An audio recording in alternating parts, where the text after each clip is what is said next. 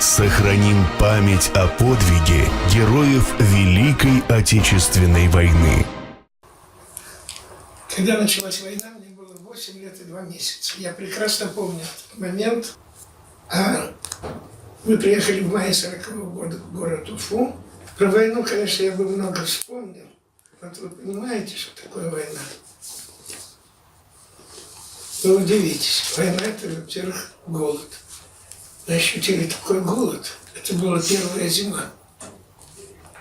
Еще ничего не устоялось. Все время хотелось кушать. А вы знаете, как переживала мама, мы еще маленькие. Где отец? Пропал без вести. 2 детей. И, наконец, в конце июля или в начале августа приходит сообщение, отец прорвался. И когда отец вышел из окружения, писал он довольно часто нам. А жили мы на Гоголя 53. Сейчас на этом месте стоит высокое красивое здание. А там был военный двор, там только военные жили. Итак,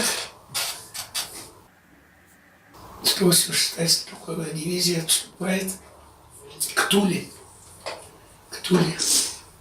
Немцы жмут.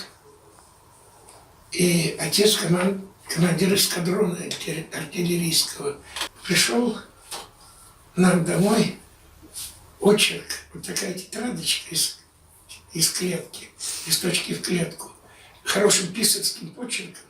Это было принято в армии, писарь была должность. Написан очерк, назывался он «Подвиг командира». Я его держал, читал в руках. Отец хорошо, храбро воевал, вы сейчас поймете. Погиб он в сентябре 1944 года под Варшавой. Недавно присвоили звание Героя посмертно. Наш артиллерист, лейтенант, август 1941 года немцы рвут к Калининграду. Вот орудие одно. И танковая колонна, нет, немецкая, 11 танков входят тут отвесы, лес отвесы. Он подбивает первый танк и наводит на последний. Все, немцы никуда. И он расстрелял. Я написал. Мой отец Попенко Павел Степанович в 1940 году прибыл для прохождения службы в город Уфу, с Дальнего Востока. С ним моя мама, сестренка и я.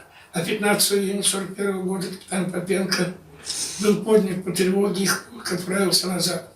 Отец погиб 9 сентября 1944 года в звании полковника в должности командующего артиллерией 186-й стрелковой дивизии. Похоронен в Польше. Воевал отец хорошо. За спиной водителя пулемет Максим. Отец прыгнул на трактор, приказал вперед.